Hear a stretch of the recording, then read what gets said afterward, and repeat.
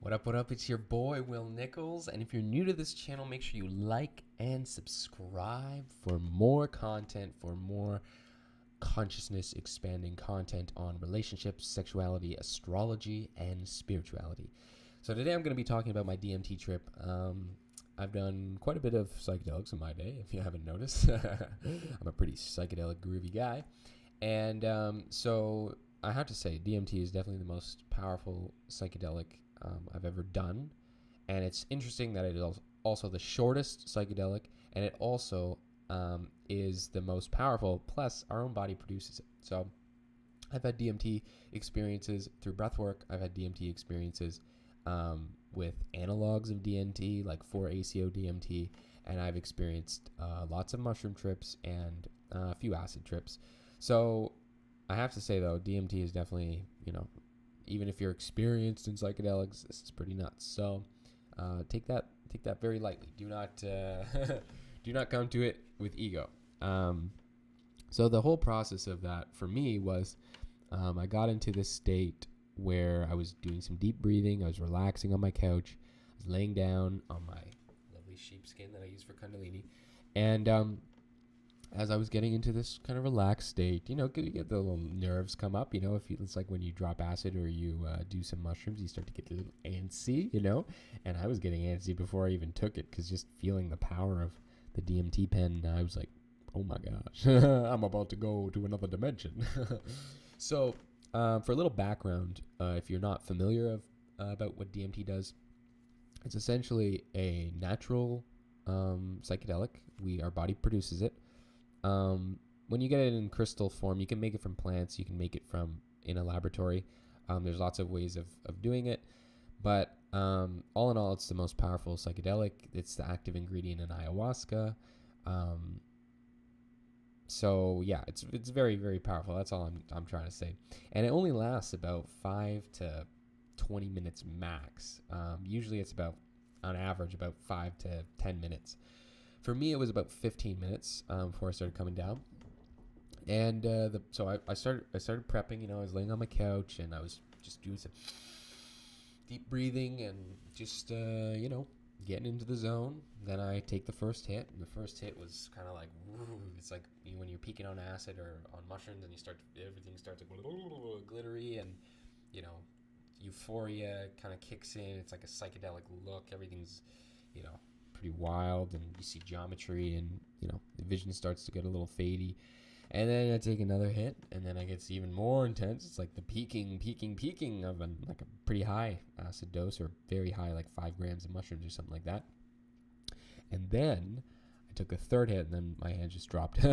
And because of that, I didn't have a breakthrough experience. So the average person needs about 3 to 4 hits for a breakthrough experience. And a breakthrough experience is essentially when you do DMT, and you won't really understand this unless you've done it, but you get blasted through this like portal and all these shapes and geometries, and usually it's some sort of gateway or door that you come to, and then you blast through that door, and that's what's called the breakthrough experience. And that's when essentially you experience, that's when a lot of people talk about meeting with elves, or meeting with aliens or entities of some sort, or dancing geometry shapes that are alive and have intelligence and give you information and wisdom and all that.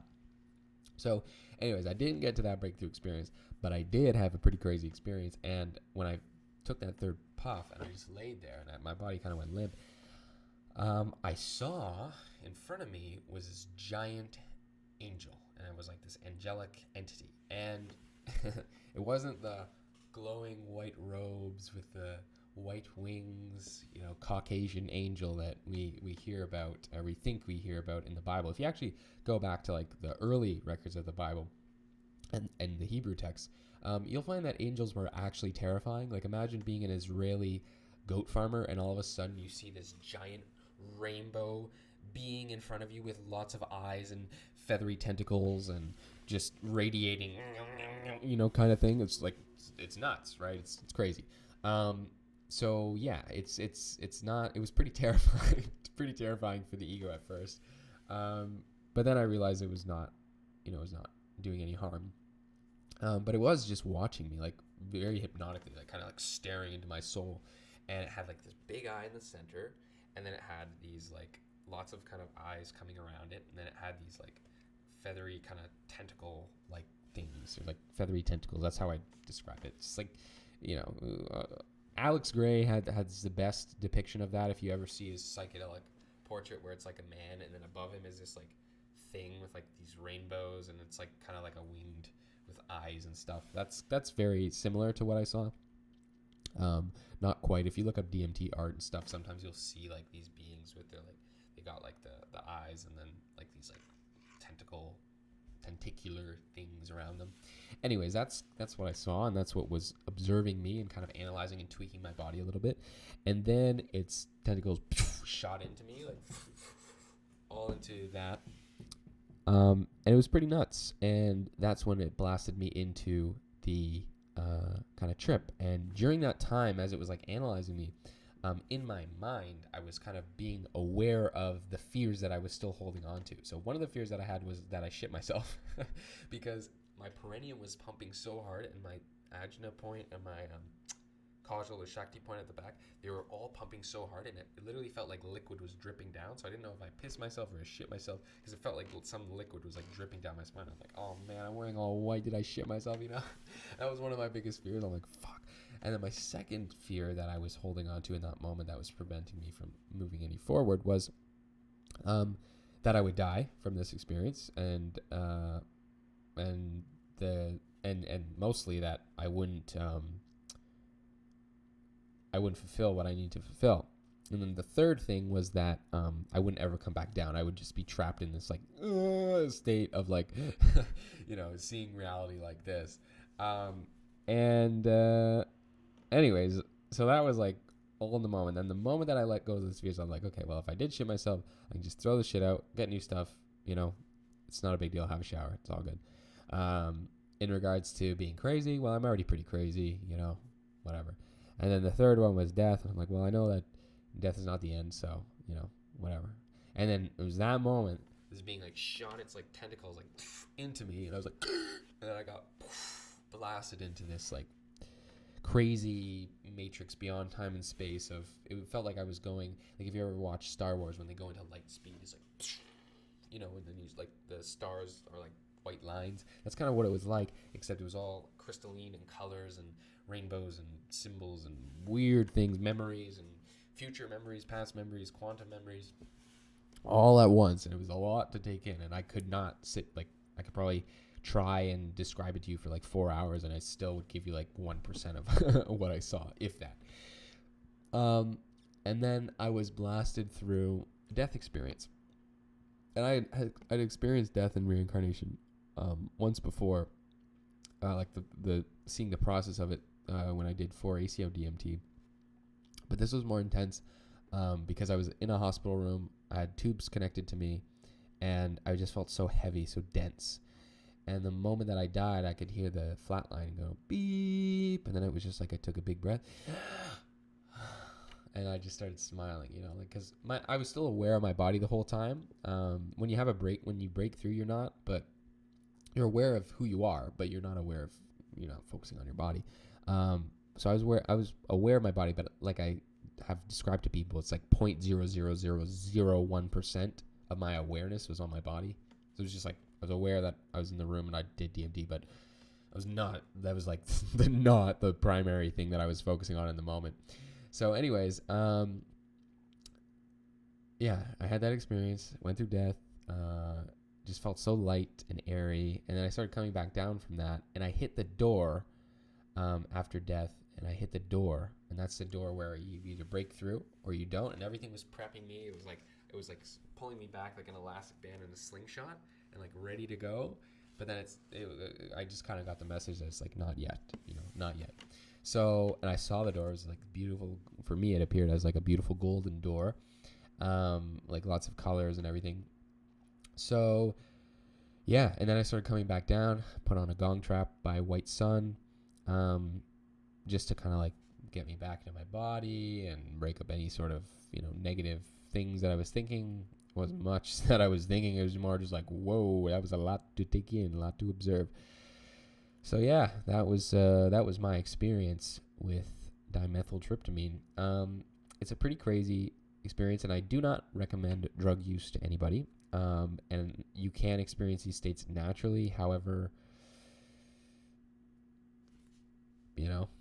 if you want to, on your own terms, go and, get DMT or acquire DMT or make DMT, then by all means, you're free to do whatever you want to do. However, you should know that it is illegal to do that. So I'm in no way promoting this. I'm in no way saying that everyone should do this. Absolutely not, especially if you have mental health problems. However, I will say that it was a very, very powerful experience. I will definitely do it again. And we can also achieve these states naturally for shortened periods of time, as opposed to, this was only 15 minutes, by the way. This is like the full extent of when I got off the couch was an hour, but that's because I laid down for like a half an hour afterwards and was listening to the gong track.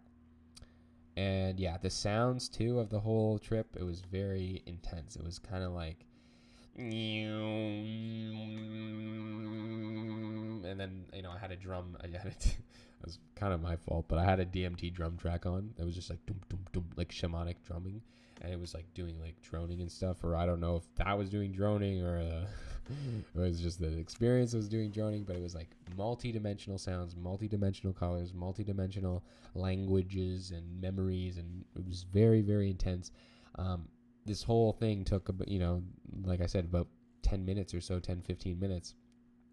Felt like quite a while. And at the same time, it felt so short because it was like timeless, it was outside of space and time. So that's my experience. A lot of people have asked me about it because they know I'm into psychedelics and stuff like that.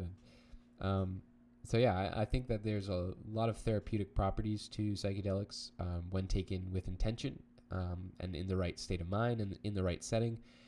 And I think that everyone can benefit from accessing the psychedelic realms, whether you do that through yoga, through tantra, through breath work, through diet, through fasting, or through taking DMT or other plant medicines.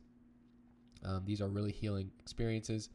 And I highly recommend that if you're interested in this stuff, you do your research, do the proper research.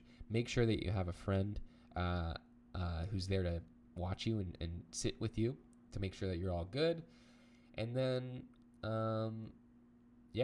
go by all means, dive into this realm. I think the more people that experience psychedelic states, whether natural or assisted through plant medicines and or man-made experiences, have incredible benefits from that. So this is my experience, and I hope that you enjoyed me talking about this. I'm sure that I'll have more experiences and more to share with you as the years go on, but for now, I'll leave you with that. And I will also say that make sure you click the like button, make sure you subscribe to the channel, and comment below if you've had any similar experiences or if you've tried DMT and what that has been like, because I'd really like to hear what other people have experienced, as I'm pretty new to this. Like I said, I'm very familiar with plant medicines like psilocybin mushrooms and medicinal mushrooms and all different sorts of plant medicines in that regard, but DMT is kind of a newer realm for me, so I would really like to hear your experiences with that below. And make sure you like and subscribe for future updates, whether it's astrology, sexuality, consciousness, relationships, or spirituality. Have a wonderful day, and thanks for taking the time to listen.